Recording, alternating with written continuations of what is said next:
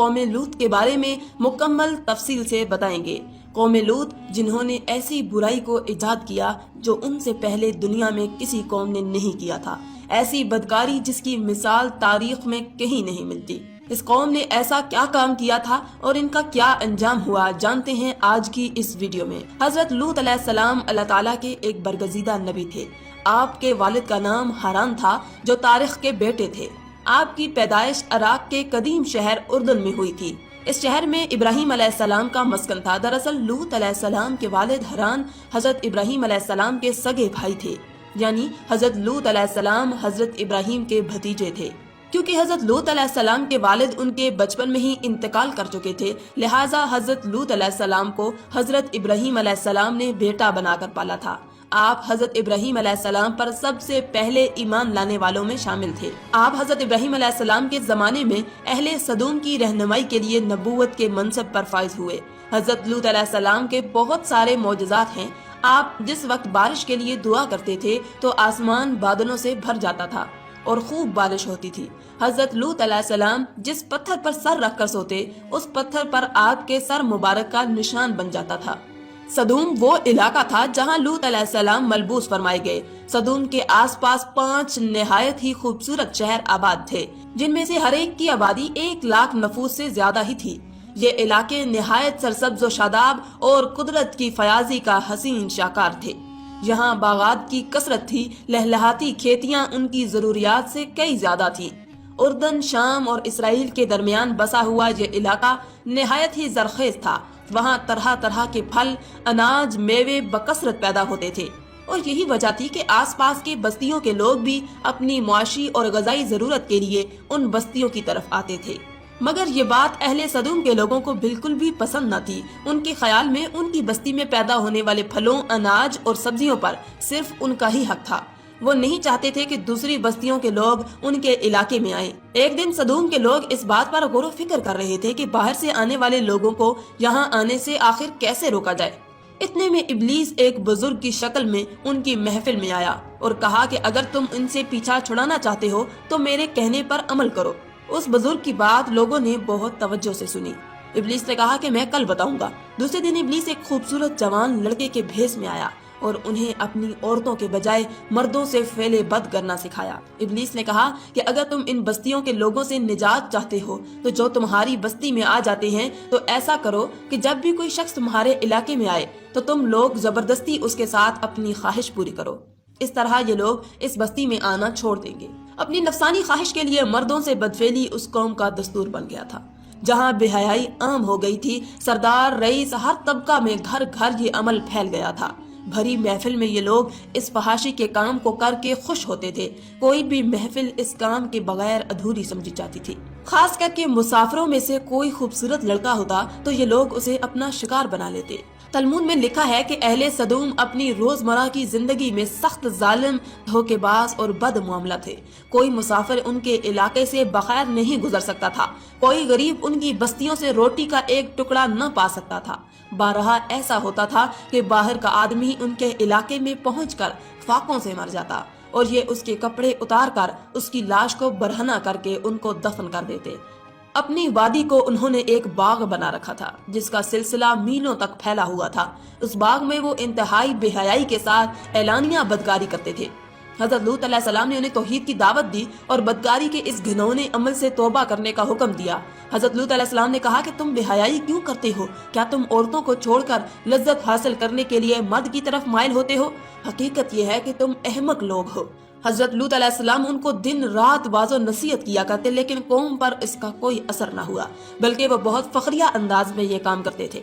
انہیں حضرت لوط علیہ السلام کا سمجھانا بھی بہت برا لگتا تھا، لہٰذا انہوں نے صاف صاف کہہ دیا کہ اگر تم ہمیں اسی طرح برا کہتے رہے اور ہمارے کاموں میں مداخلت کرتے رہے تو ہم تمہیں اپنے شہر سے نکال دیں گے۔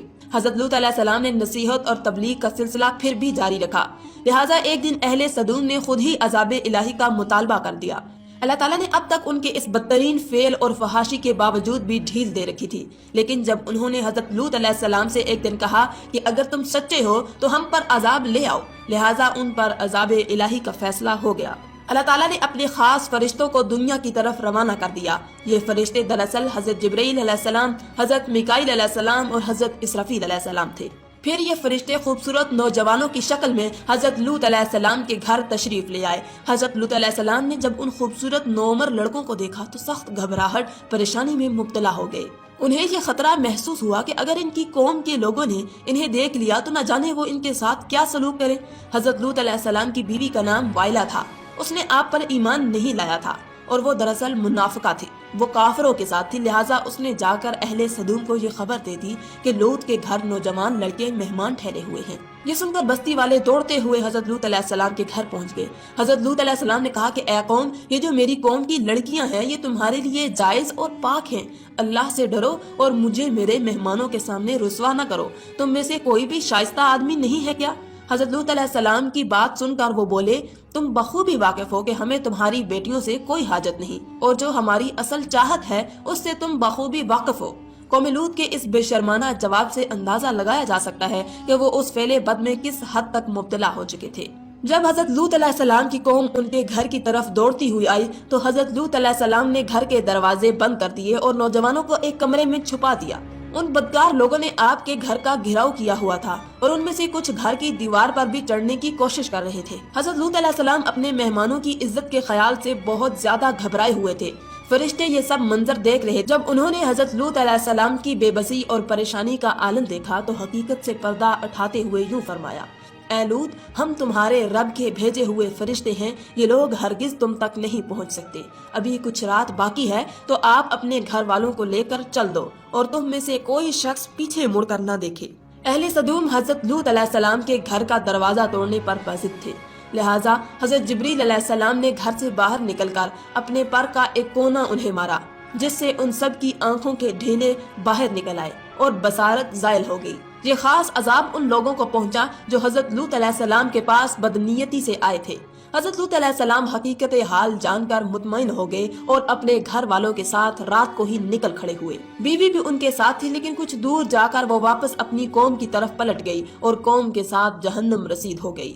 صبح کا آغاز ہوا تو اللہ تعالیٰ کے حکم سے حضرت جبرائیل نے بستی کو اپنے پر سے اتار دیا اور پھر اپنے بازو پر رکھ کر آسمان پر چڑھ گئے، یہاں تک کہ آسمان والوں نے بستی کے کتے کے بھونکنے اور مرغوں کے بولنے کی آوازیں سنی۔ پھر اس بستی کو زمین پر دے مارا، جس کے بعد ان پر پتھروں کی بارش ہوئی۔ ہر پتھر پر مرنے والے کا نام لکھا ہوا تھا۔ جب یہ پتھر ان کو لگتے تو سر پاش پاش ہو جاتے۔ صبح سویرے شروع ہونے والا یہ عذاب اشراق تک پوری بستی کو نیست و نابود کر چکا تھا۔ قوم لوط کی ان خوبصورت بستیوں کو اللہ تعالیٰ نے ایک انتہائی بدبودار اور سیاہ جھیل میں تبدیل کر دیا، جس کے پانی سے رہتی دنیا تک کوئی فائدہ نہیں اٹھایا جا سکتا۔ سمندر کے اس حصے میں کوئی جاندار، مچھلی، مینڈک وغیرہ زندہ نہیں رہ سکتا، اسی لیے اسے ڈیڈ سی یعنی بحر مردار کہا جاتا ہے، جو اسرائیل اور اردن کے درمیان واقع ہے۔ ماہرین آثار نے 10 سال کی تحقیق اور جستجو کے بعد اس تباہ شدہ شہر کو دریافت کیا۔ تحقیقات سے یہ پتا چلا تھا کہ اس شہر میں زندگی بالکل ختم ہو چکی ہے۔ اس شہر کے راستے اور کھنڈرات کو دیکھ کر انہوں نے یہ اندازہ لگایا کہ جب یہ شہر تباہ ہوا تو اس وقت لوگ روزمرہ کے معمولات میں مشغول تھے اور یہاں زندگی اچانک ختم ہو گئی تھی۔ اہل سدوم جو پتھر بنا دیے گئے تھے، ان کے بت ابھی تک بحر مردار کے پاس موجود ہیں، جو تا قیامت لوگوں کے لیے ایک عبرت ہے۔ آج یورپی ممالک میں انسانی آزادی کے نام پر اس بدکاری کی اجازت دی جاتی ہے اور اس عمل کو فخر سمجھا جاتا ہے، مگر حقیقت یہ ہے کہ ہم جنس پرستی بالکل فطرت کے خلاف ہے، جس سے انسانی معاشرہ تباہ و برباد ہو جاتا ہے۔ روایتوں کے مطابق ایک مرتبہ حضرت سلیمان علیہ السلام نے شیطان سے پوچھا کہ اللہ کے نزدیک سب سے بدترین عمل کیا ہے؟ ابلیس بولا کہ جب مرد مرد سے بدفعلی کرے اور عورت عورت سے خواہش پوری کرے۔ حضرت ابن عباس سے روایت ہے کہ رسول اللہ صلی اللہ علیہ وآلہ وسلم نے فرمایا کہ اس شخص پر اللہ تعالیٰ کی لعنت ہو جو قوم لوط والا عمل کرے۔